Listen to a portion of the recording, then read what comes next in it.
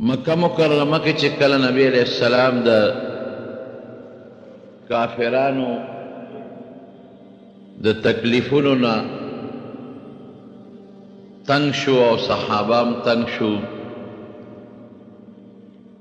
نو نبی علیہ السلام مبارک د مرګرو په مشوره د اسلام د دعوت کار طریقه بدل کړه. نا امید شو د مکې د خلکو، هر قسمه محنت شو د مکې په خلکو خو خوند یې ونه کړ. طریقې په دې بدله کړه چې زما او د مکې نه بار چې کم خلق دی، بار قبیلی دی، بار ملکون خارونه دی، هغې له به دعوت ورکم که خدای هغه مسلمانان کړي. نو زید ابن حارثه رضی الله عنه ځان سره واغېسته او طائف ته لاړ. طائف د مکې مکرمې نه لږ غوندې بار علاقه ده، یو لوی غر دی په منځ کې، او دا غر نه پورې غاړه طائف دی، او دا په هغه وخت کې یو لوی ښار و لکه اوس یو لوی ښار دی. قرآن حکیم کې الله یو آیت کې دې ته اشاره کړې دی، لولا انزل هذا القرآن على اهل قريتين عظیم. د مکې کافرو به وي چې په دې علاقه کې خو دوه لوی کلي دي، لوی ښارونه دي، یو مکه ده او دا طائف دی، او په دې دواړو کې لوی لوی سرداران شته. نو یا به د طائف یو لوی سردار ته الله پیغمبري ورکړې وه، یا به د مکې سردار له ورکړې وه. نو قرآن شریف کې ورته لویه قریه ویلې شوې ده، لوی کلی، لوی ښار. او د مکې په نسبت طائف په هغه وخت کې بیا آباد و، ځکه مکه مکرمه خو دشت، بیابان او شګې کاڼي غرونه دي، کرونده پکې نه کېږي، فصل پکې نه زرغونېږي. او طائف کې هغه زمانه کې ښې میوې وې، باغونه و پکې، د انګورو باغونه و پکې، او دارنګې پکې هغه زمانه کې سبزیانې به کېدلې، او کم فصل چې عام خلک په ځمکو کې کري نو ښه فصلونه پکې کېدل، او اعلی قیمتي آب و هوا هم ښه مزیداره وه، موسم به پکې یخم و مکه خو ګرمه ده، هغې کې ګرمي هم راځي په بعضې وختونو کې، او په بعضې وختونو کې پکې داسې یخني چې زمونږ د علاقې نه پکې یخني زیات دی. موسم اوبه اعلی دي مکه مکرمه کې، خو بغیر د زمزم نه نورې اوبه نشته، هغې کې باقاعده ښه اعلی چینی دي، اعلی اوبه دي پکې. او د هغې زمانې چې کوم لوی عرب به و، مالدار به و، نو مکه کې به یې خامخا ځان له منډی جوړه کړې وه. لکه اوس چې دا لوی تاجر پیشه دي، د دې علاقې اوسېدونکي دي، نو په کراچۍ کې چا ځان له ځایونه برابر کړي دي، په لاور کې، په اسلام آباد کې، پنډو کې، دې ښارونو کې دقه رنګې عرب چې کوم مالدار عرب به و، نو هغې ځان له په طائف کې باغونه جوړ کړي وو، طائف کې ځان له کورونه جوړ کړي وو، ځان له ځمکې اخیستې وې. نو طائف په هغه زمانه کې د تمدن او د تجارت او دارنګې د زراعت یو لوی ښار و، درې غټ غټ سردارانو د طائف. نو نبی علیہ السلام طریقه بدله کړه چې د مکې خلق خو بس مایوس شوم ته، زه ورته خیر ورکوم، د اسلام ته راغواړم، او دا ظالمان د هغې په مقابله کې ما سره دشمني کوي. نو زید ابن حارثه رضی الله عنه ځان سره واغېست او طائف ته لاړ.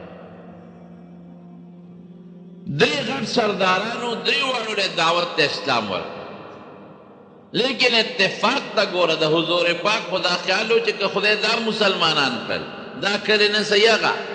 د هغې سر به بیا د مکې په کافرو پرېوځي، وي به چې هغه سرداران او هغه خلک مسلمانان شو، راځه موږ به مسلمانان شو. لیکن هغې د نبي علیہ السلام دعوت قبول نه کو، اسلام یې رانه، او بلکې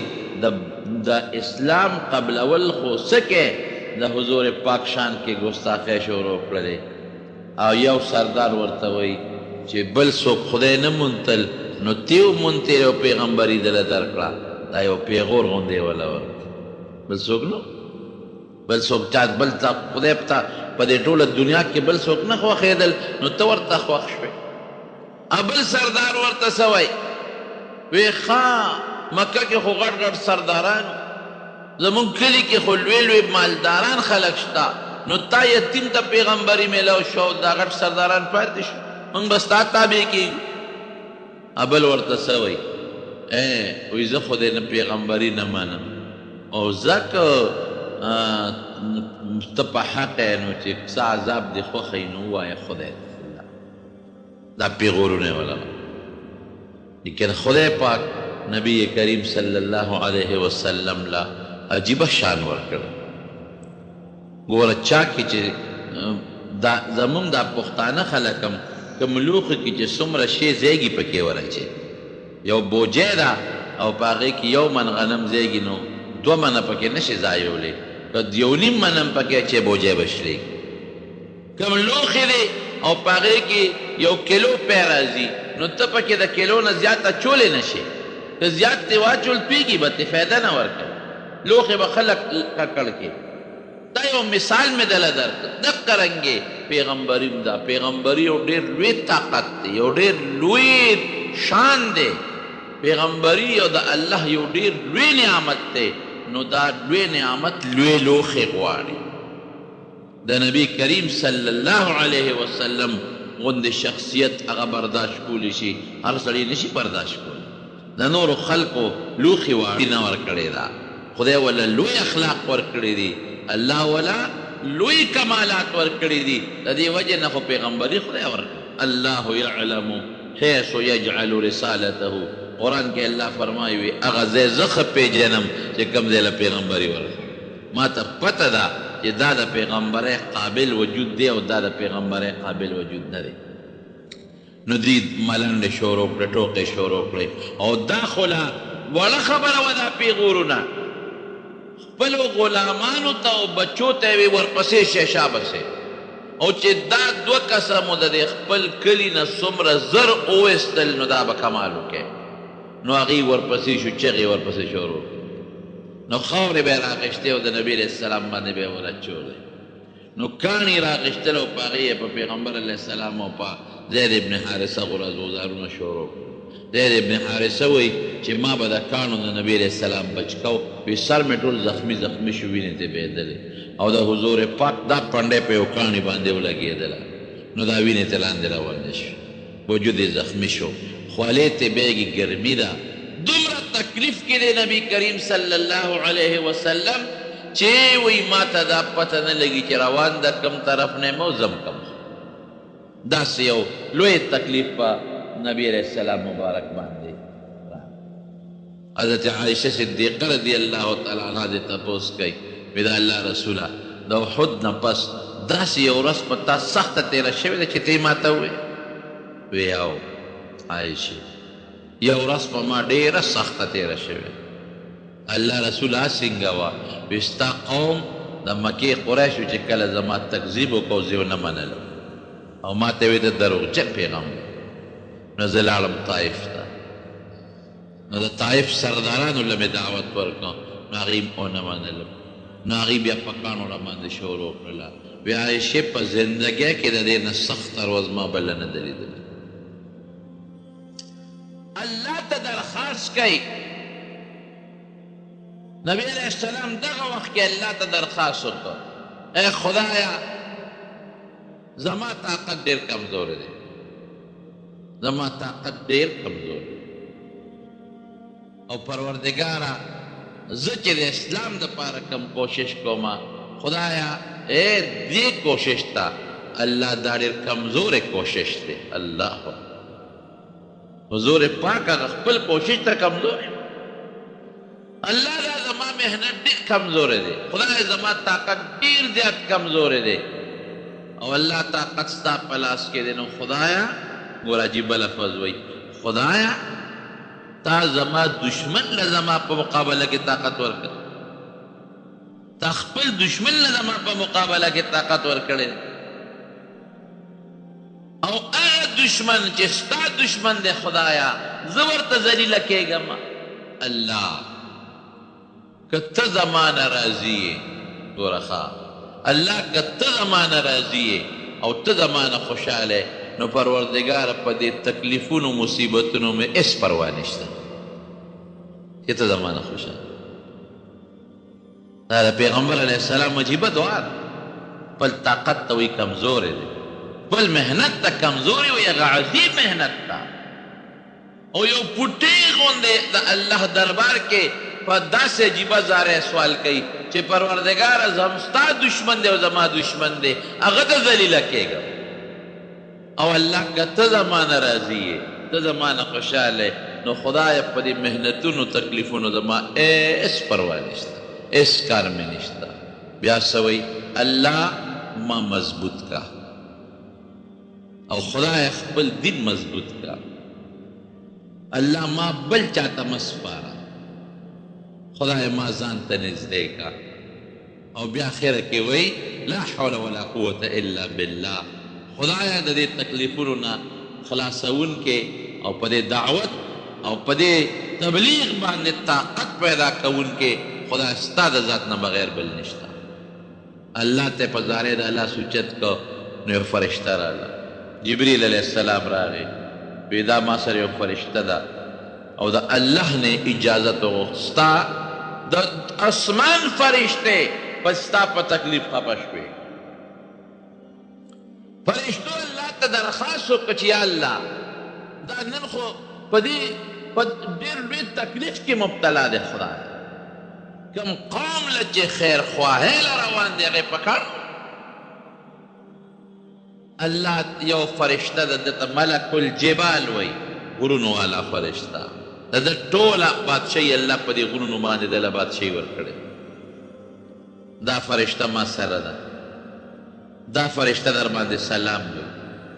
او سلام نه پس دې ده ته یو درخواست کوي. نو حضور پاک ته تپوس وکړو، وی څه وی؟ وی ما الله نه اجازت غوښتې دی، وی زه لاړ شه که مدد دنه غواړي وکړه ورسره. نو زما لاس کې غرونه دي، که دې خوښ وي د طایف دا غټ غرونه به اوس اوچت کړم او د طایف د دې خلکو په سرونو د پاسه به کېږدم. په سرونو که داسې زه وې یا بل څوک وي موږ به څه وی بیا؟ موږ به وایو چې پرون نه راتلې، یو ګنټه مخکې دې دا کار کړی وی ښه به نه وه، دوه نه چې لس پکې د پاسه چې تباه و برباد شي. لیکن نبی کریم صلی الله علیه وسلم بیا په سترګو مبارکو کې اوښکې رالی، وی نه داسې مه کوه. او الله ته بیا زاری سره لاس اوچت که اللهم اهد قومي انهم لا يعلمون. خدای دا نه پوهېږي، زه خو پوهېږم کنه، خدای زما دې قوم ته هدایت وکړي. او بیا څه وایي؟ وی که دا په هدایت نشي فرشتې ته وایي، وی الله به د دې په اولاد کې هغه خلک پیدا کړي چې ما والا دین به قبول کړي. هېڅ فکر نشته. اللهم اهد قومي، خدایه زما دې قوم ته هدایت وکړه. انهم لا يعلمون، نه پوهېږي، ناپوهه دي، سره د عقل نه ناپوهه دي، دین ته توجه نه کوي، سوچ نه کوي. پیسه ته نه غواړم، بادشاهي ته نه غواړم، د دوی د فایدې خبره کوم ورته، کاڼو بوټو ته سجدې کوي. ناپوهه دي، عقل نه کار نه. کم پوهه چې خدای ورکړی دی، کم عقل ورکړی دی، نو هغې عقل نه کار نه. دوی را روان یو، یو باغ باندې رالي. په مکه کې دوه غټ سرداران دي، د یو سردار نوم دی او نبی علیہ السلام ولې طائف ته لاړ؟ دا تاسو ته تېره جمعه ما ویلي چې د پیغمبر علیه السلام د غم کال ابو طالب وفات شو، غټ ډاک خو هغه و، او حضرت خدیجه رضی الله تعالی عنها وفات شوه. د پیغمبر علیه السلام لویه ډاډګیرنه وه. نو دلته کې د پیغمبر علیه السلام د کور دا دواړه طاقتونه لاړل ترې. نو حضور پاک دا سوچ وکړه چې زه راشه طایف ته ولاړ شو. تقریبا د شوال میاشت وه، د رکوټ اختر میاشت چې ورته وایي، او 10 هجري وه. دا 10 نبوت و د پیغمبر علیه السلام. نو چې واپس راتلل نو د مکې دوه غټ کافران دي، د یو نوم عتبه دی او د یو شیبه دی، د هغې یو باغ و باغ هغې باندې راتېر. هغوی چې نبي علیه السلام وکته چې په خاورو باندې جامې خیرنې دي، وجود نه وینې روانې دي او په تکلیف دی، نو که انسان دشمن هم دی خو بعضې وخت کې په انسان نه نرم شي او د حضور پاک خو ورته معلوم و چې دا خو زمونږ د کلي دی د مکې دی یو ډېر ښه انسان دی شریف انسان دی رښتونی دی نو ړی پې نرم شو و غټ دشمنه ړی نرم شو نو یو غلام یو عداس د هغه نوم و عداس هغه ته وی دا فلانکې خو نه دی وی دی یاره وایي داسې معلومیږي لکه چې چا لوی تکلیف ورکړي او په ډېر لوی تکلیف کې روان دی دی به تږي مې غریب او دی به وږي مې نو عداسه داسې وکړه ورشه یو څو غونچکه انګور روشو کوه مزېدار او لوښي کې واچوه دا وله یوس هغه یو څو غونچکه انګور روشو کول لږې اوبې راواغېشتې او نبي کریم صلی الله علیه وسلم ته پیش کړ یو سوري ته نبی علیه السلام کېناست بیا خدای ته لاس اوچت کړ ای الله د بېکسو رب ته یې ګوره چې څوک بېڅوکی هېڅوک یې مني خدای د هغې مل دی واقعي ګورې دا رښتیا هر څومره چې دنیا کې ظالم راونیسي او ظلم در سره ظالم کوي د دې مظلوم آه او فریاد دا خدای لري زه کله کله هم شکر دی خدایه چې ته یې چې انسان تنګ شي نو چاته خو به فریاد کوي که بې د فریاده خو بل ځای نشته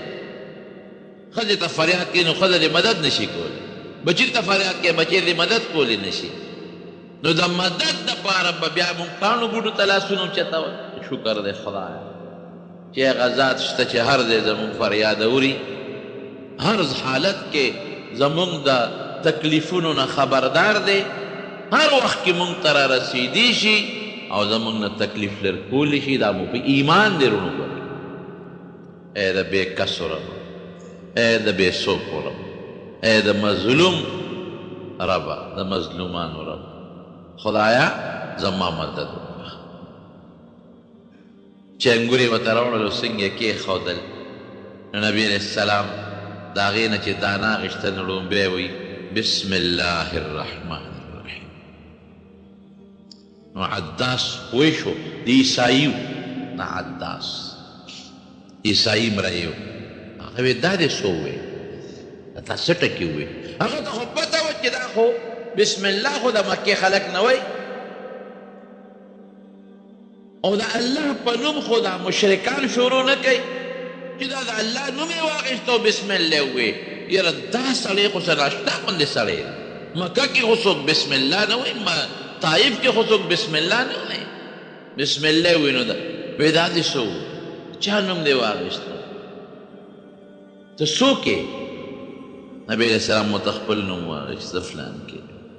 خلکو خو پېژنده نبي علیه السلام دې تپوس وکړه د عداس نه وایي ته څوک یې دا کوم دی وایي زه د نینوا علاقې نینوا او دلته غلام یم نبي علیه السلام ورته وایي ښه د یونس علیه السلام د کلي کوم ښار ته چې الله یونس علیه السلام لېږلی و تبلیغ دپاره دعوت دپاره د یونس علیه السلام د کلي یې هغه عداس بیا حیران شو وایي ته یونس څه پېژنې تا ته څه پته ده حضور پاک ورته وفرمایل هغه زما ورور و هم د الله پیغمبر و او د قوم د هدایت دپاره الله لېږلی و او زم د الله پیغمبر یم او د دې قوم د هدایت دپاره الله را لېږلی چې دا څو خبرې د دې عداس د نبي علیه السلام سره وشوې هغه ته پته ولګېده نو عداس ورپاڅېد او د نبي علیه السلام تندې مبارک یې ښکل او پیغمبر علیه السلام ته فورا وایي چې د الله رسوله ما ځان سره ملګري کا رښتونی پیغمبر دین دې رښتیا دی وی اشهد ان لا اله الا الله واشهد ان محمدا عبده ورسوله مسلمان شو هغه ځای نه عتبه شیبه ورته ګوري هغه یو ورور بل ورور ته وایي لالا دا لالا لفظ ګوري مونږ وایو ښه لالا یا کاکا وروره سړي باندې خوا سر وشو مونږ لېږلې سلام او منځ کې سړی را بل طرف ته لاړ چې عداس واپس راغی وی دا تندی دی ولې ښکل کو وی سر عتبه شیبه ای زما سردارانو زما د الله په ذات قسم چې دا رښتونی پیغمبر ما ته پته ولګېدل او مې زه ملګری شوم او تاسو ته م وایم ای د مکې خلکو لوی نعمت خدای درکړی دی لوی نعمت دې نعمت نه بل خوا مه ځئ دا قبول کړئ دا نعمت هغې ورته وی دا سا زوړ دین دی خو وګورې مه کوه مه کوه بیا د بدر جنگ وروسته جوړ شوی دی هغې له چې کافران کله تلل نو دا عتبه او شیبه هم د یک جنگ نه روان شو نو دا عداس راغی مینت یې ورته شروع کو وی ای زما سردارانو که نور د مکې خلک ځي به تاسو مل دی دوی وی نه موږ ځو خامخا ځو ټول سرداران دي موږ به پاتې کېږو تاسو یقین وکړئ چې دې عداس د خپلو سردارانو له خپې ونیوې د خدای خاطر وکړئ مه ځئ د پیغمبر مقابلې له ځئ تاسو د خدای د پیغمبر او که زه مرګ وینم چې مرګ له ځئ ګورئ ای زما سردارانو ما ستاسو رزق خوړلی ستاسو جامه مې اغوستې ده ستاسو روزي مې خوړلې ده نو زه تاسو ته درخواست کوم په خپو درته لاسونه اکدم چې مهرباني وکړئ مه ځئ ما زه ستاسو مرګ اینم که لاړی دنیا کې هم ذلیله کېږي او آخرت کې هم ذلیله کېږي هغه منې نه شو او هم حقه لاړل او دغه عتبه او شیبه خدای پاک دواړه بیا په بدر کې مرداران کړل نو چې هغه ځای نه هغه انګورو نه دانه دوی واخیستل نو نبي علیه السلام نیغ ورغې دغه عتبه او شیبه نه ورته کېناست او د اسلام دعوت یې که خدای نبی علیہ السلام په دې پوه شو چې ما له انګور راولېږل نو زه راشه دعوت د اسلام به ورکړم لیکن هغې ظالمانو رد جواب ورکړو د پیغمبر علیه السلام هغه دعوت یې چې واپس راته نو په لاره کې یو ځای د نخله ورته وایي دا ګوره د شپې م را روان دی او د ورځې م دا نه چې شپې به چېرته چا سره دمه کوي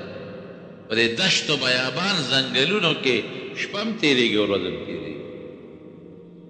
نو یو ځای د نخله ورته وایي په هغه ځای کې نبي علیه السلام لمونځ کو د سهار لمونځ یې کړ نو قرآن شریف تلاوت یې پکې کړ نو پیریان خدای راوستل پیریان د عراق د علاقې وو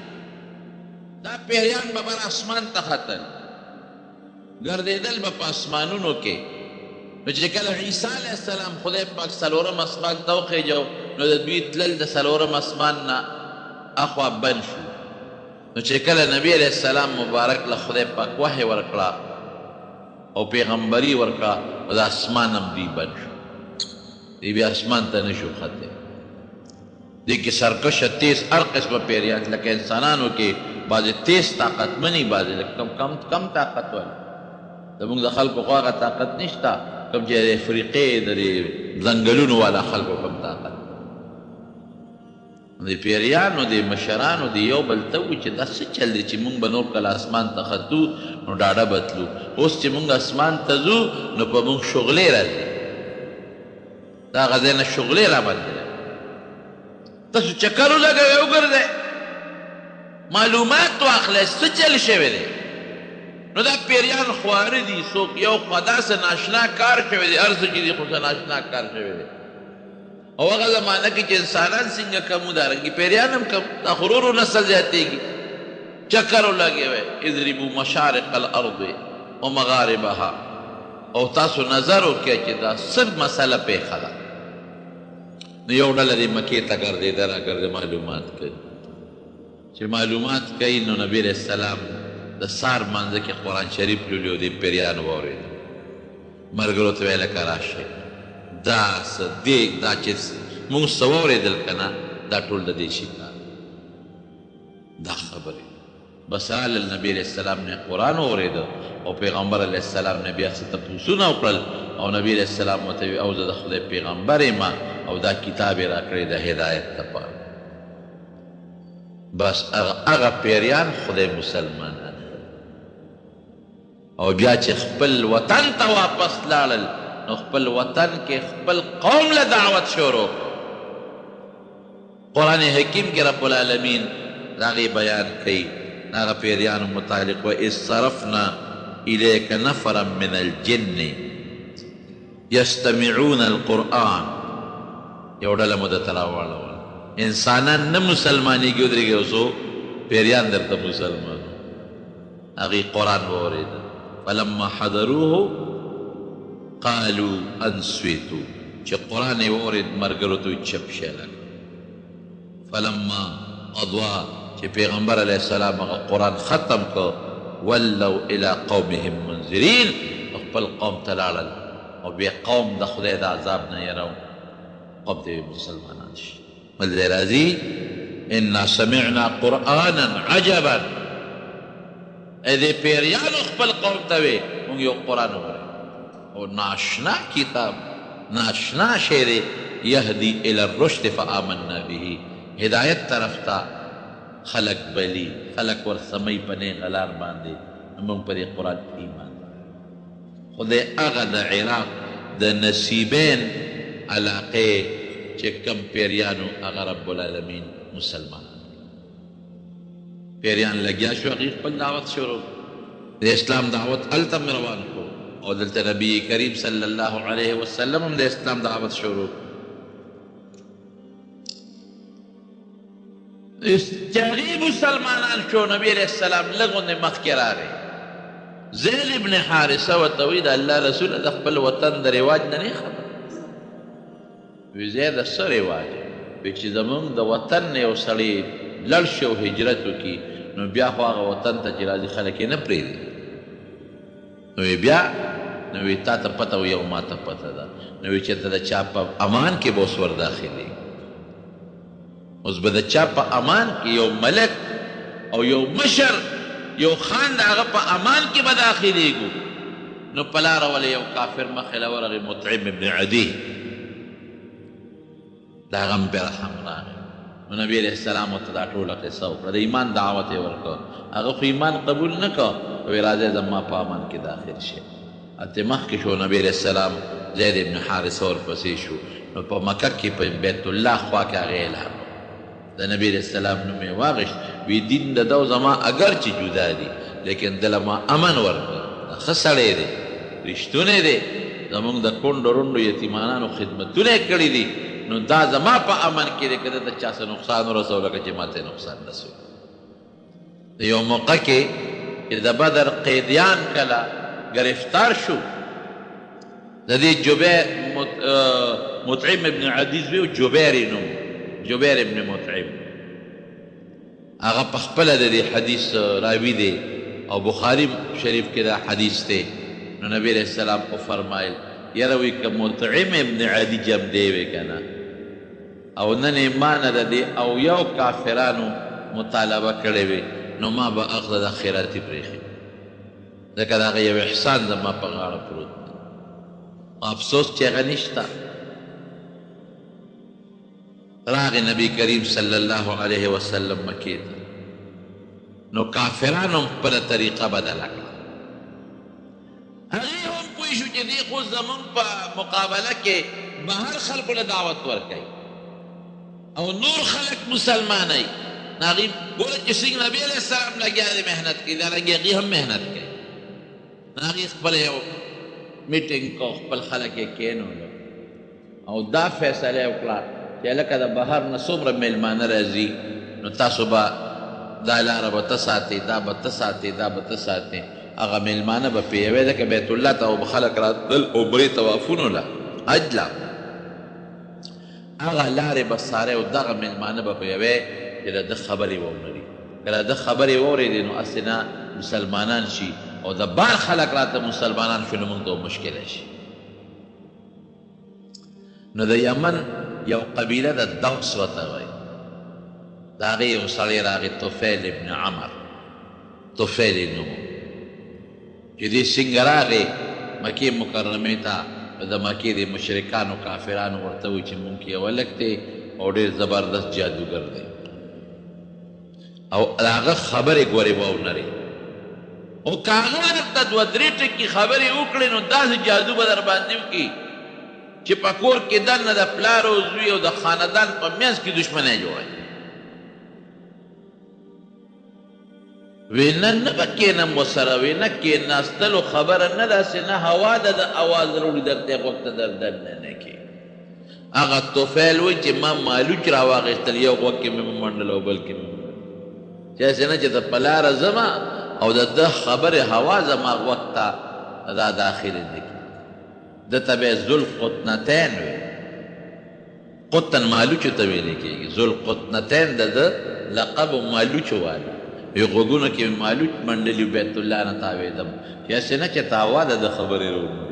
یو ځل مېړه کې سوچ وکړه چې زه څه پاګل او لیونی خو نه یم چې غوږونه مې ځله د مالوچو ډک کړي لرې که دا مالوچ مې ښکته وغورځو او بیا مې لږ کې سوچ وکړو چې راشه دی لږ له ورشه څه خبرې ترې واوره زه څه بېوقوف او قبقل خو نه یم چې هسې به هوا خبره راوړي په ما به جادو کېږي په ما به اثر کېږي نو یې نه یې غوره لم نبي علیه السلام ته نو یې ما ورته وې چې دا خلق خو ستا خلاف دا مېلمانه منې کوي څه چل دې جوړ کړی دا څه مسلې دې جوړې کړي دومره د قوم دي دشمنان دي وی حضور پاک مبارک مسکی شو ما ته وی چې د کم سیز د وجې دی ماته جادوګر وی ته واوره له غوندې کړه وایه وی قرآن شریف یې راته واوره وی قسم دې چې قرآن مې واورېده خو دې نه دوی ما باندې کوي دا خو د انسان خبرې نه دي دا خو د بل چا خبرې دي هغه طفیل خدای په هغه ټکه مسلمان خدای هدایت ورکړو دی ورته څه وایي نبي علیه السلام ته وی زه به اوس څه کوم تا سره دلته ملګری بیم ډانګ به راسري توره به راسري وی نه ما ته لا خدای پاک د ډانګ چلولو تورې چلولو حکم نه دی کړی زه ته خپل وطن ته ځه اول ته خلکو ته د اسلام دعوت ورکوه وی هلته به خلکو ته یو نښه خو راله راټکه یو دلیل خو راکړه چې خلک مې ومني چې زه ستا له طرف نه استاد یم نو نبي علیه السلام د الله نه سوال وکړه اللهم اجعل له آیة خدای دل یو نښه ورکړه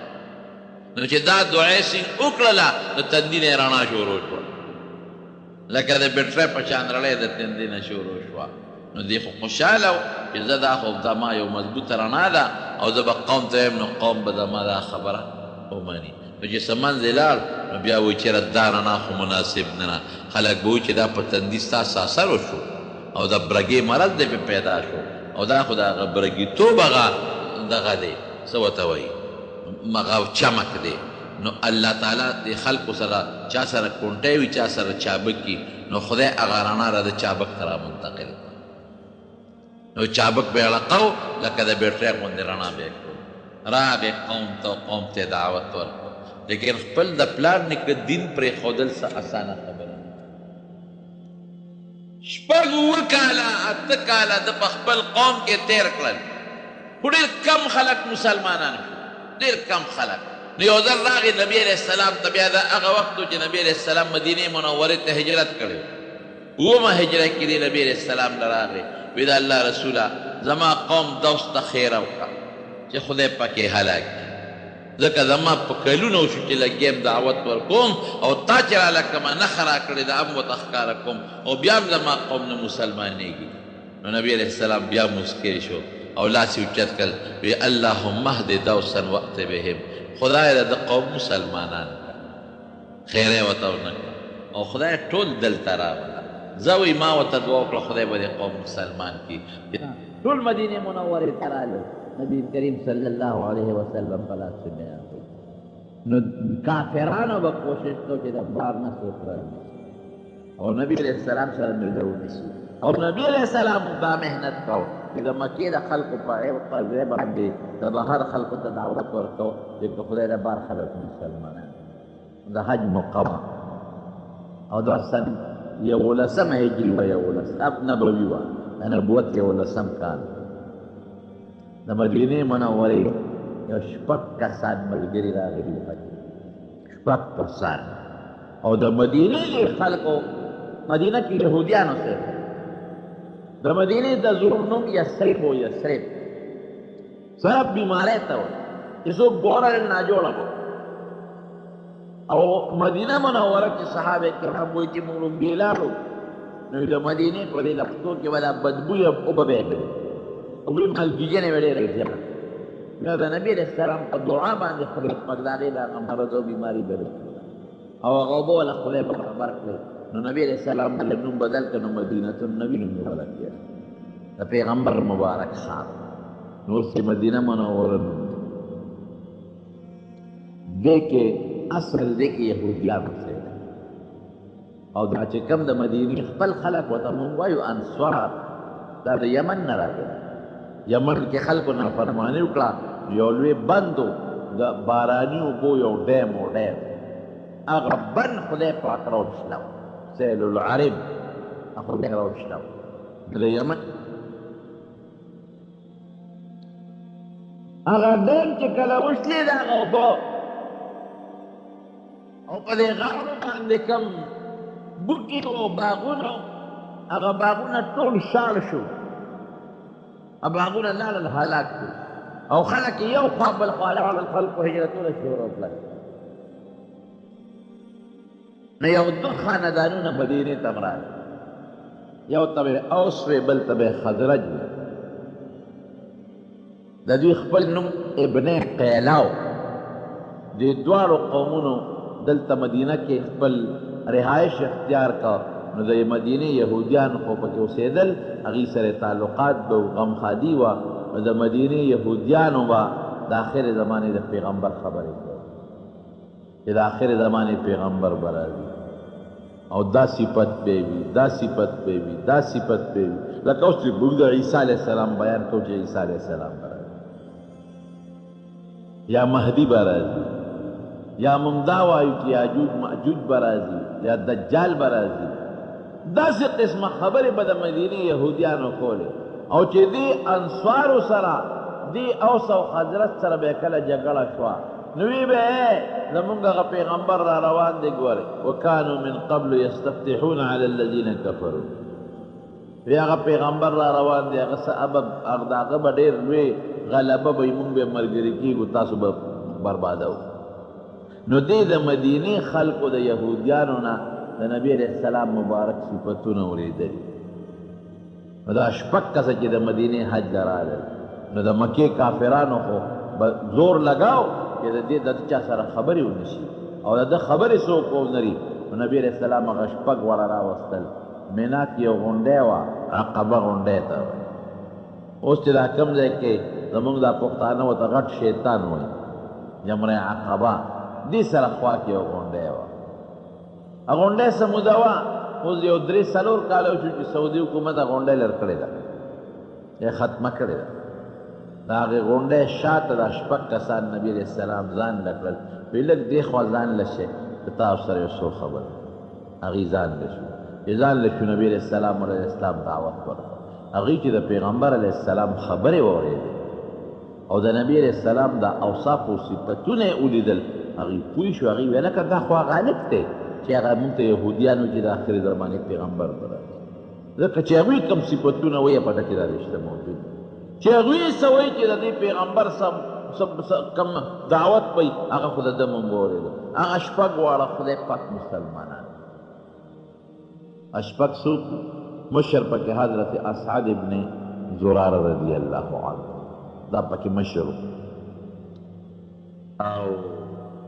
څه نومونه درته نور هم دی اسعد ابن زراره رضی الله عنه دی او عوف ابن حارث رضی الله عنه رافع ابن مالک رضی الله عنه قطبه ابن عامر رضی الله عنه عقبه ابن عامر رضی الله عنه او حضرت جابر ابن عبدالله مشهور صحابی دی رضی الله عنه دا شپږ کسان خدای پاک مسلمانان چې مسلمانان شو نبی علیہ السلام موته په مکه کې د ما دشمنان ډېر زیات دي او تاسو دې په خپل وطن کې خلکو ته اسلام دعوت ورکړ دوی لاړل نو دوی اسلام دعوت شروع کړ یو څو کسان خدای نور مسلمانان کړل نو آینده کال په 12 د نبی علیہ السلام د نبوت دوی ځان سره شپږ دیو اووه کسان یې ځان سره نور راوستل او د هغې غونډۍ شاته نبي علیه السلام ورسره دا نیټه کړې وه چې د مینا د اختر دا لومبۍ ورځ او دویمه او درېیمه دا به دلته یو بل سره خبرې کوو د هغې غونډۍ شاته د دې لم نبي علیه السلام دعوت ورکړ هغه اووه کسان هم خدای مسلمانان کړل نو پیغمبر علیه السلام نه دې مطالبه وکړه وی صاحب زمونږ خلک ډېر ښه مسلمانېږي خو که مونږ لم یو قاري راته جماعت سره لاړ شي یو عالم یو مولانا صاحب چې موږ ورته وایو یو عالم راله راکړه. نو نبی کریم صلی الله علیه وسلم ورسره دوه صحابه ولېږل،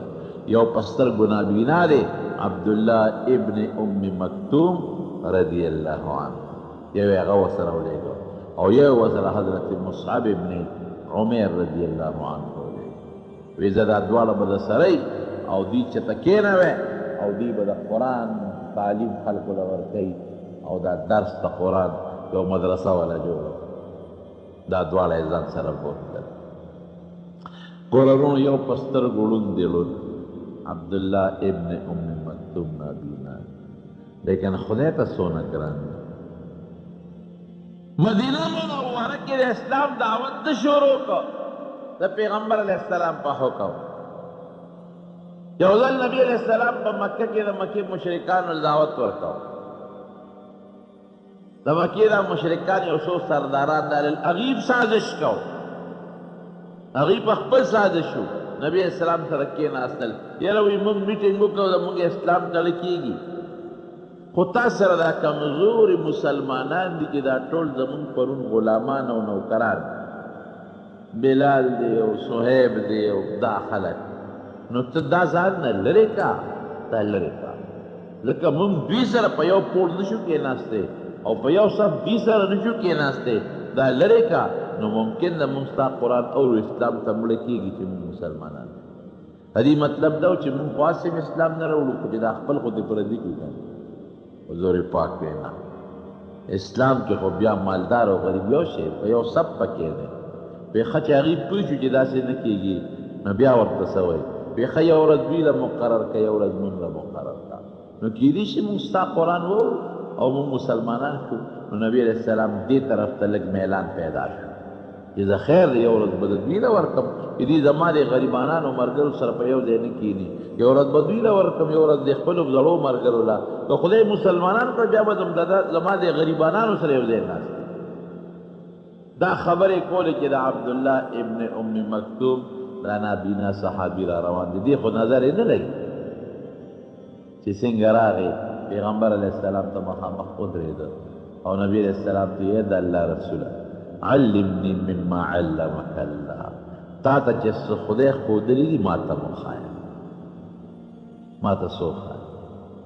نو نبی علیه السلام مبارک دې ځای کې یو پوټې تندې مبارک دروند شو او کافر مو قوم ته وګوره که نه، وایي موږ دا خلک یادو چې دې سره یو ځای نه کېږي. دا وګوره د مجلس په ادب نه پوهېږي، ته موږ سره خبرې کوي او دې راغی زموږ خبرې کټ کړې، موږ ځان نه مجلس کوو، زموږ مجلس یې خراب کړو. نو حضور پاک په دې نابینا صحابي لږ یو پوټې غمجن شو چې دې وخت کې ته څه له راځې د خدای بنده هلته کښېنه، دې سره زه فارغ شمه، دا کافران دي دعوت ورکوم که خدای مسلمانان دي، دې وخت کې ته ولې راځې. فوراً قرآن شریف کې الله آیت نازل کو، پیغمبر علیه السلام یې ملامت کړ، عبس وتولى ان جاءه الاعمى، وی چې دا ړوند دله راغی نو تا ورته تندی مبارک را ګونجې کړه او تا ته مخ واړو. وما یدریک لعله یزکا، دی خو دې له راغلی دی، تا ته پته نشته، دی خو دې له راغلی دی چې دې د ګناهونو نه ځان پاکول غواړي. ورپسې څنګه دی؟ او یذکر فتنفعه الذکرا، دی خو نصیحت قبلی دې له راغلی دی، او دا چې تا نه کوم تورات تو دی خدای دې بیخو باسي روکوه، دا نه مسلمانېږي لر کوه. نو چې دا نابینا صحابي په حق نبی علیه السلام ته الله ملامتیا راولېږله قرآن شریف کې، نو چې بیا په دې را روان و که نه، نو حضور پاک به ورته د خپل ځای نه پاڅېد، ای مرحبا بالذي عاتبني فيه ربي، وی هغه کس ته مبارکباد دی او هرکلی دی چې د چا په حق کې د خپل رب ملامته کړی. دا نابینا صحابي اسلام کې نابینا دی یو سړی، تور دی رنګ دی یو سړی، ګوډ دی یو سړی، شل دی یو سړی، معذور دی یو سړی، لږ ایمان پروت دی، قسم دی د ډېرو ښکلو او قشته او مضبوطو مالدارو ځوانانو نه چې ایمان پکې ني، د خدای په نزد ډېر بهتر دی. دا تفریقه اسلام نه کوي، ایمان ده. او دا دویم چې د مصعب ابن عمیر چې دی ورسره ولې د ده د مکې عجیبه زندګي وه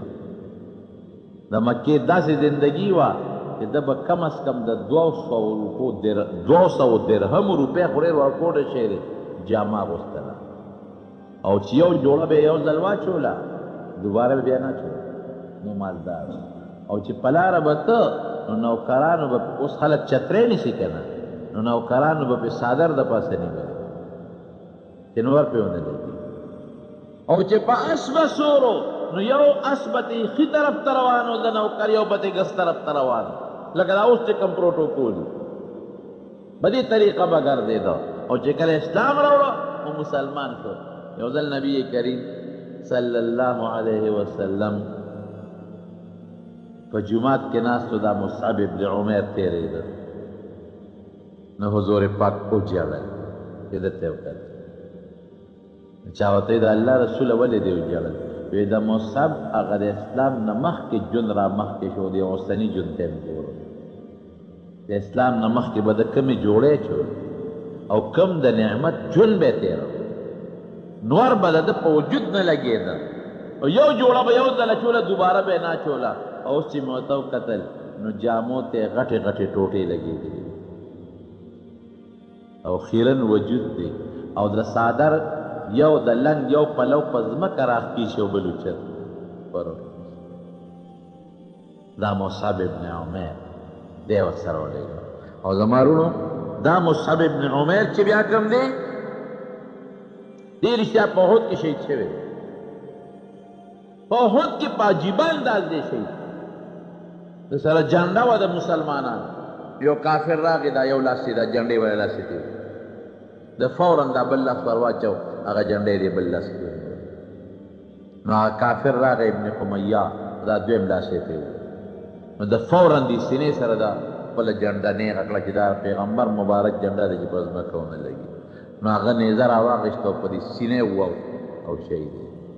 نو د ظاهري شکل د پیغمبر علیه السلام مبارک سره لګېده نو شیطان چغه کړې د نبي علیه السلام نوم یې واخېسته وی هغه مړ نو صحابو دې سره هم لږې حوصلې ښویدلې اوس هم د احد په میدان کې چې دا کم خلک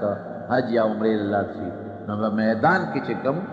قبرونه دي او خلک هغې ته سلام ته ودرېږي نو په هغې قبرونو کې یو قبر د حضرت حمزه رضی الله عنه دی دویم د عبدالله ابن جحش رضی الله عنه دی دریم د ده دی مصعب ابن عمیر رضی الله عنه او چې کله وفات شو نو کفن یې نو د غریب یا خو به د کفر په زمانه کې جاهلیت کې د 200 درهمو جوړه سار او ماښام بدلوله او ټوله به او بیا کفن یو څادر وله پیدا شو نو چې پیدا شو نو هغه څادر چې بیا وله په خپو اچو نو سر بیا ښکاره کېږي او چې په سر بیا اچو نو خپې بیا ښکاره کېږي نو صحابو د حضور پاک نه تپوس وکړه د الله رسوله څه ورسره وکړو وی دا سر باندې وله څادر واچوې او په خپو وله دا بروزه سرګړې واچوې نو په دې حالت کې دفن شو صحابو چې کومې قربانۍ کړي دي اسلام او ایمان دپاره دا اسلام د دغې صحابو په خوارو پورې موږ ته رارسېدلی نقشه وګورئ ځان خبر کړئ نو پته به درته ولګي تاریخ لږ وګورئ نقشه وګورئ د حضور پاک مبارک دا خلک د نبي علیه السلام نه تاولي دې خلکو قربانۍ ورکړي دي نو دا دوه صحابه کرام یې ورسره مدینې منورې ته ولېږل وی دی په مدینه منوره کې د اسلام دعوت شروع نو د دې اسد ابن زراره رضی الله عنه په کور کې دی چې هلته د اسلام کار شروع شو صاحب د مدینې خلکو پراپیګنډه جوړه کړي هلکه د مکې نه څوک راغلي نوي دین خوری اوس به څه کېږي میټینګ وشو خلک را جمع د مدینې چې څومره سرمایهدارو په هغه زمانه کې او مالدار خلک او غریبانانو ټول له سلمې را جمع هلکه دوه کسه راغلي د مکې نه او نوي دین خوری کوم ځای دیره دي دا اسد ابن زراره په کور کې دیره دي هلکه دا شړل غواړي اسید ابن حضیر دې پاسه دې نوجوان مړوي تاسو میټینګونه څه نه کوئ خو که ستاسو اتفاق ما سره نو زه یو کار کولی شم وی څه به وکړې وی زه به ورشم اسد ابن زراره ته به ویم زراره ته چې دا سړي وشړه دا مکې والا او که نه شړل نو نو بس بیا به د سره پوه شو د خلاف به لشکر وباسو قوم ټول وې ډېره ښه ده ورځه پې اسید ابن حضیر ورغی اسد ابن زرارت ته دروازه وواله دی ملګری دوست دی ولا راووته ورته وایي چې ملګري موږ خبر شوي یو چې تا د مکې نه سره خلک راوستی دی او نوي دین خورول غواړي او ټول د مدینې خلک ستا خلاف بلولي او زما دوست دی د دل عالم دا سړي دا لرې که دا کوم خلک چې دی راوستی دی او که دا نه لرګی ګورې قوم د مخامخ مقابلې ته ولاړ دی زما دوست دی ګورې زه مدد نه کوم د قوم مدد کوم پوه مې حضرت اسعد ابن زراره رضی الله عنه ورته وایي داسې کار دی ملګري چې د خلقو سنې سنایبات په اورېدو په خبرو پسې ولې ځي راځه چې د وردن نه کوم د هغې خبرې په خپله واوره نو که د خبرې د هغوی خوښې نه شوې نو تی د مټه ونیسه زما رورې ویشه راځه خبرې دې خوښې شوې نو بې ګناه خلک راباندې ونیسه هغه ویره دا خو ډېره هوښیاره خبره ورسره دننه شو کور ته چې دننه شو هغه نابینا صحابي ته وایي عبدالله ابن ام مکتوم ته وایي ته دلته غوندې خبرې واوره هغه ورته د قرآن شریف تلاوت شو اسید ابن حضیر رضی الله عنه ته څه واورو دا زموږ کتاب دی د هدایت زموږ په پیغمبر خدای نازل کړی دی که نه وایي ستاسو دین څه نوم دی وایي اسلام وایي دې نه ښه شته خبرې خو بله نشته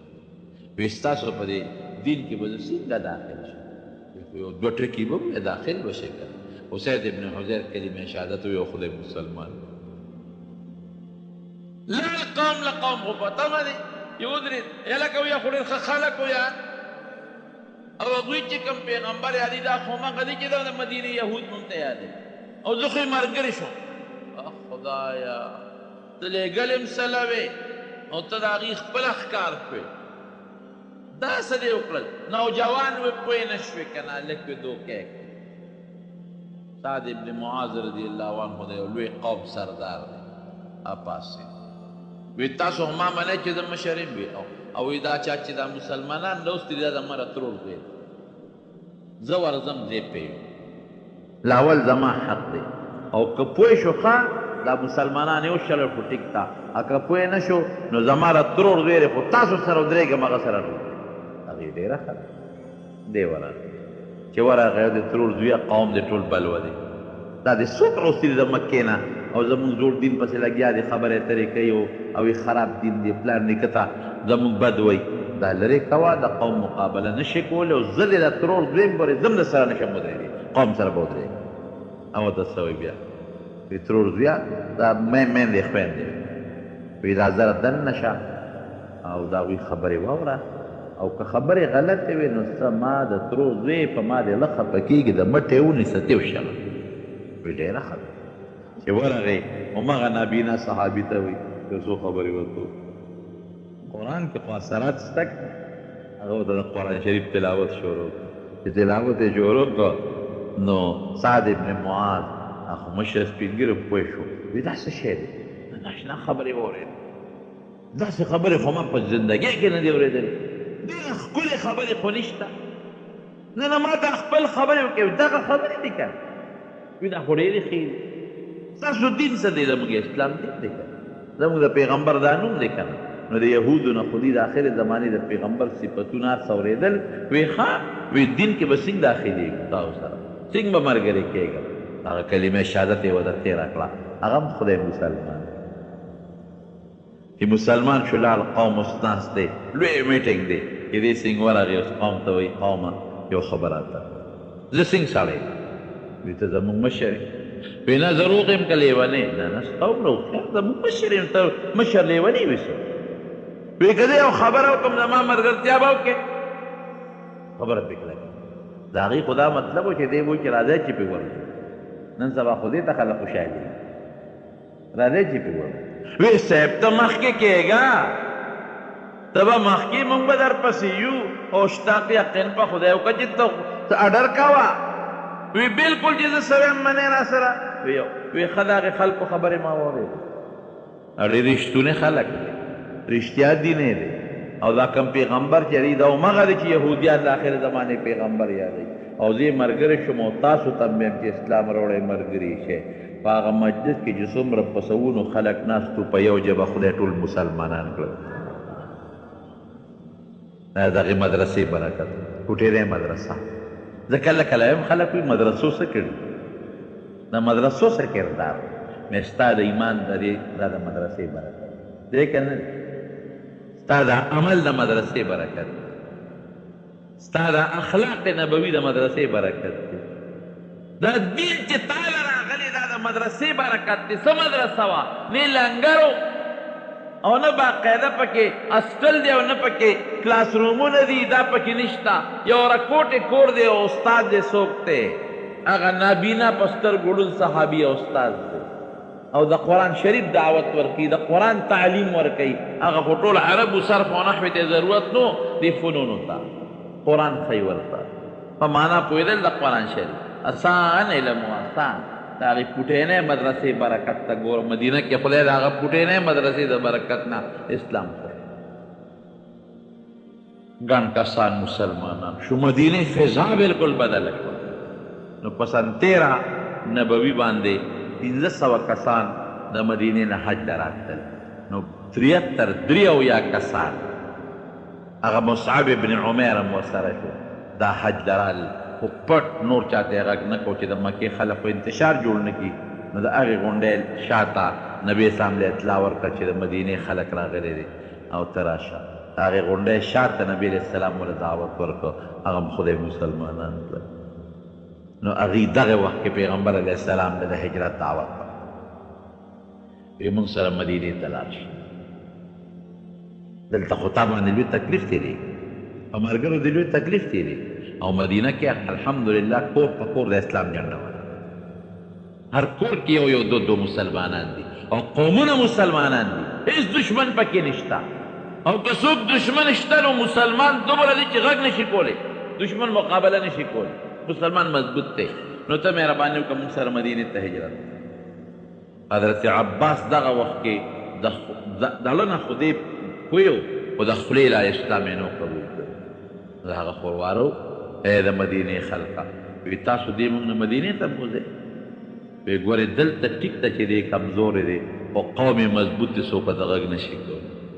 او که تاسو دې مدینې ته بوځئ او ده ته چا تکلیف ورسو نو ګورې تپوس به ستاسو له 3 کسانو نه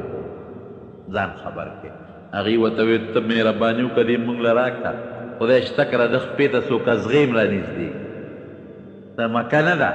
موږ یې مدینې ته بوځو ته دې موږ له را. نو نبي علیه السلام ورسره دغه وکړو، خبره مضبوطه کړه، ویې ډېره بیعت عقبه اوله او ثانیه او ثالثه.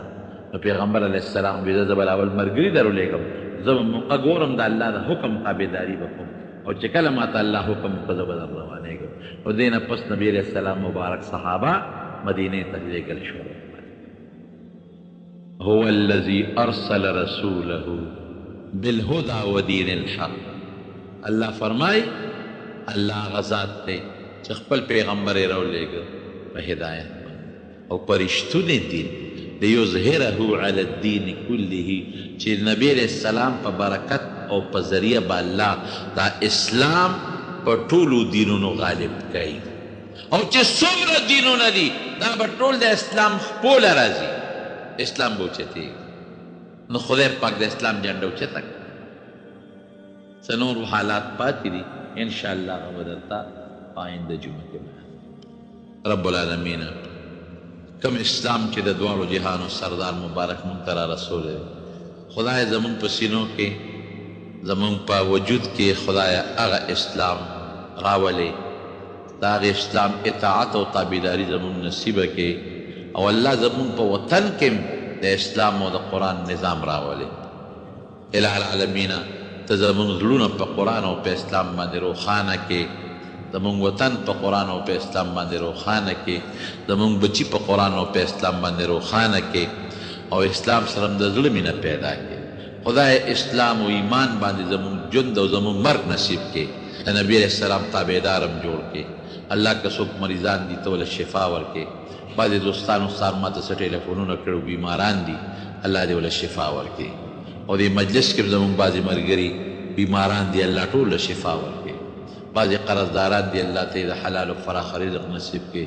بعضې دوستان د هغې د څه پریشانۍ مشکلات دي هغه وله الله په خیر او په خوشحالۍ بدل کړي، د ټینشنونو پریشانونو هم په حفاظت کې وساتې، خدای د خیر او د برکت ژوند هم نصیب کړي، د مخلوق د شر نه مو ساتې، د فتنو نه مو ساتې، خدای د کبر نه مو ساتې، خدای د فساد جدول نه مو ساتې، بچیم د لوفرو نه وساتې او صالحان یې کړي، او موږ د روحاني جسماني هر قسم مرضونو نه وساتې، خدای که د چا یو بل سره روانې دشمنۍ طرفګانې وي هغه وله په روغو باندې بدله کړي، بغضونه حسدونه د مسلمانانو خدای په محبت باندې بدل کړي، د چا د زړه حاجتونه څه وي خدای هغه حاجتونه د جمعې مبارکه ورځ زمونږ پوره کړي، خدای زمونږ حاجتونه پوره کړي، زمونږ پریشانۍ لرې کړي او موږ له خوشحاله ژوند راکړي، د چا اولاد نشته خدای نارینه اولاد وله ورکړي، د چا بچي نشته الله نارینه بچي وله ورکړي، او چا ته څه پریشانۍ دي تکالیف دي هغه وله په خوشحالو بدل کړي، او زموږ دا رور دی نیاز علي صاحب د دم یو حاجت دعا ورته وکړي چې خدای والا هغه حاجت پوره کړي، او زموږ دې جومات کې چا خدمت کړی دی یا پکې کوي الله ته والا د دواړو جهانو اجر ورکړي، او زموږ دې جومات کې دا باقي چې کوم کار پاتې دی دې ته هم دعا کوي چې الله په خیر تکمیل ته ورسولې کړي، آخر وخت کې الله په خولې دا کلمه نصیب کړي چې لا اله الا الله محمد رسول الله. هر دپاره دعا ده بې کاروبار مې باندې الله دې وله کاروبار آزاد کړي، خدای دې وله فراخه روزي ورکړي. څوک داسې ګانې مانې اوري یا د ګناه مجلس کې ناست دي نو د شریعت په رڼا کې په هغه سلام اچول بیا منع دي. ختم پشم شیرینی مټۍ تقسیمولو فتاوی رشیدیه لیکلي دي چې دا حرام او بدعت دی، دا څنګه خبره ده؟ نو داسې تخصیص یې ښه نه دی چې خامخا د سړی په ختم کې شیریني تقسیم کړي یا مټۍ دې تقسیم کړي او دا د شریعت یو حکم وګڼي، د شریعت یو حکم دی نه ګڼي، او هسې که یو سړی د ختم کې خیرات کوي یا صدقه کوي نو د خیرات او صدقه هر وخت کې او په هر ځای کې جایز ده، خو دې دا بدعت دا معنا ده چې دا د شریعت یو حکم نه ګڼي چې نبی علیه السلام ختم کړی دی او شیریني تقسیم کړې ده، یا صحابو ختم کړی دی او شیریني تقسیم کړې ده، یا د دین یو حکم دی نو زه د هغې حکم په رڼا کې شیریني تقسیموم. زما په خیال زمونږ خلک کې تقسیموي دغه بې نیت نه، هغوی وي دا خو یو ښه مجلس دی او یو ختم پکې وشو نو د خیرات به د خلکو له به خیرات ورکو او ثواب به مو شي، نو دغه نیت باندې بیا خیر. ټوپۍ په مانځه کې په سرول ښه خو دا چې سړی پټکۍ په سر پټکۍ نه ټوپۍ دې په سر کړي، او که ټوپۍ او سړي نی په سر کړې نو مونځ پکې کېږي، دا نه چې مونځ نه کېږي، خو ادب دا دی ګوره تاسو خو د مونځ د آدابو خبره ده، نو ادب دا دی چې سړی دې په ښکلې شکل کې الله ته ودرېږي، ټوپۍ په سر کړي یا پټکۍ په سر کړي او په ښکلې شکل کې دې ودرېږي. ټوپۍ نه سر په سرولو کې څه ګناه نشته، او حجامت کول چې دي نو دا خو یقیني خبره ده چې خفه کېږئ مه، ږیره خریل ګناه ده، ګناه کبیره ده، بلکې ږیره خریل یوه ګناه نه ده، دا ډېر ګناهونه دي. اما دا خبره په نیک نیتۍ ده، ملګري تپوس کړی دی په نیک نیتۍ راته وایم، ستاسو سره د مینې په بنیاد درته وایم. ږیره خریل خو یو حرام نمبر یک. دویم دا ده چې په حرامو پیسې ورکړو، یا به په نی باندې خرئ او یا به په بلیډ باندې خرئ، نو په دواړو دنه پیسې دي، نو په ګناه دنه پیسې هم لاړې، دا دویم شو. دریم دا دي چې دا ګناه د خلقو مخکې ښکاره کړئ، بعضې ګناه خلک پټه کړي دا ته ښکاره کړئ، دا دریم نمبر ګناه شو. څلورمه دا ده چې بعضې ګناه خلک یو ځل کړي دا ته همیشه کړئ، څلور شو. پنځمه ګناه څه ده؟ پنځمه ګناه دا ده چې تا ته د خریل مخ ښکلې ښکاري، حالانکه دا د پیغمبر د ږیره ښکلې شکل خدای خپل پیغمبر له خوښ کړی، دا خریل مخ ته ښکلې ښکاري. او شپږمه ګناه څه ده؟ د دې ږیرې د دې خریلو مقابله کې چې کومه ږیره ده هغه ته سپکه ښکاري، نو دا غټو شپږو ګناهونو مجموعه شوه. نو زما خو تاسو سره محبت دی او ستاسو ما سره مینه ده، ځکه چې ډېر خپل جوماتونه پرېږدی او دلته راځئ، نو زه درته دا درخواست کوم چې چم ګیرني نو نه نیتو کې وپرېږدي پیغمبر سنت قسم دې د ژوند او د مرګ هېڅ پته نه لګي چې سا ده نه ووته او ګیره دې خرایلي نو د رسول الله مبارک مخکې به بیا د ولاړې نه شرمېږي او قبر کې به د نه تپوس کېږي نو بیا به ډېر بې حیا پروت دی نو د بې حیایۍ نه دې خدای وساته به درته دعا کوم او د نن نه نیت وکوئ بې ګیرې لم ښځې خلک ورکوي ښه دا نه چې ګیرې والا لم خلک ښځې ورکوي او ګیرې والا هم په دې وطن کې خلک د وطن نه څوک شړي نه چې ګنې د وطن نه ځه ولې ستا ګیره ده نه نه نه دا د پیغمبر سنت دی او خدای دې تاسو د ټولو توفیق نصیب وګرځوي السلام علیکم ویلکم ټو مولانا شیخ ادریس صاحب یوټیوب چینل په دې بیان کې تاسو واورېدل د رسول الله صلی الله علیه و آله وسلم د طائف په طرف باندې هجرت او د طائف واقعه د سیرت النبی صلی الله علیه و آله وسلم دا اوریدل لپاره مولانا شیخ ادریس صاحب شهید رحمت الله علیه یوټیوب چینل ضرور سبسکرایب کړئ جزاک الله